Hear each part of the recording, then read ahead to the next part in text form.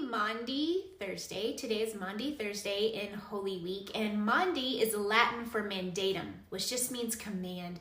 And we see that in our reading today where Jesus washes the disciples' feet, he institutes the Lord's Supper, and he gives them a new command, which is to love one another. So in Luke 22, we see Jesus providing a place for him and his disciples to eat the Passover meal together. And the Passover was actually a feast that was instituted back when Israel was being redeemed out of Egypt under Moses, and it was instituted on the night they were to leave Egypt. So on that night, they were to sacrifice a lamb without defect, to eat it completely and burn the remains, and to take the blood of the lamb and apply it to the doorposts of their home, so that when God came through, he would pass over those that had the blood applied to their doorposts, and death would not touch them.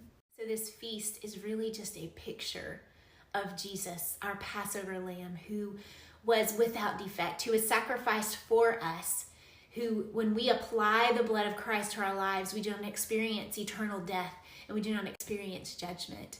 And so it's as if Jesus is breathing new life into this Passover meal by instituting the Lord's Supper. And he takes the cup and he says, "This is my blood, which is poured out for you." And he takes the bread and he says, "This is my body, which is broken for you." And in John 13, we see Jesus taking the form of a servant and washing his disciples' feet, including the one who would betray him, Judas, who we learned yesterday had already gone to the leaders and willingly offered to betray Jesus for 30 pieces of silver. So a lot happened that night. In Luke 22, we see there's an argument between the disciples of who's the greatest.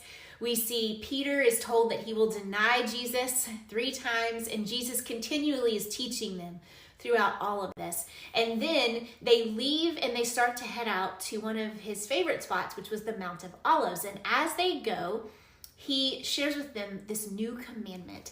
And it's in John 13, verses 34 through 35. And it says, "A new commandment I give to you, that you love one another. Just as I have loved you, you also are to love one another.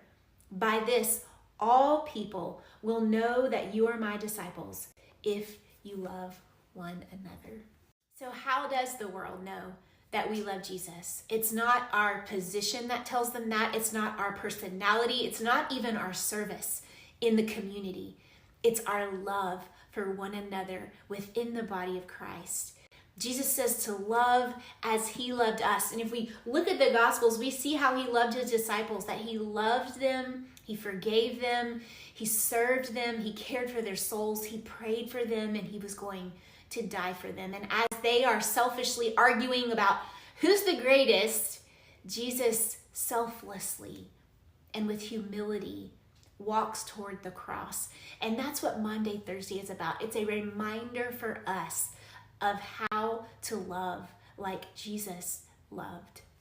So when they arrive to the Mount of Olives, Jesus prays in agony, and he is asking that if it's possible that God would remove the cup of his wrath from him. But then he yields and he says, "But not my will, but yours be done." And at this point, we see Judas seizes this opportunity and he brings the soldiers to Jesus, betrays Jesus with a kiss, and they arrest him, they beat him, they try him, and Peter denies him 3 times. And then we see this little band of disciples begin to unravel.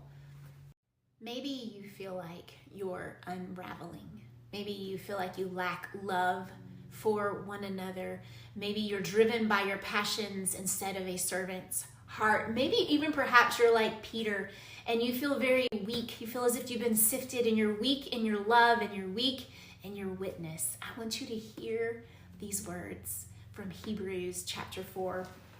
"Since then we have a great high priest who has passed through the heavens, Jesus the Son of God. Let us hold fast our confession, for we do not have a high priest who is unable to sympathize with our weaknesses, but one who in every respect has been tempted as we are, yet without sin. Let us then with confidence draw near to the throne of grace, that we may receive mercy and find grace to help in time of need." I I really hope those verses encouraged you like they encouraged me, that Jesus is drawn to your weakness because he was tempted in every way. He was tempted to run away. He was tempted to flee. He was tempted to not forgive. He was tempted to not love. But he faced every single one of those temptations, and he did it without sin. So when we think about weaknesses, maybe you have a weakness and maybe we'll say it's a sport.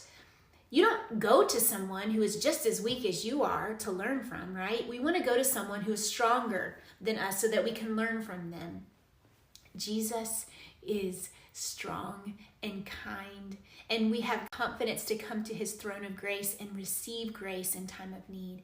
He will help us in our weakness. He helps us to love one another as he has loved us.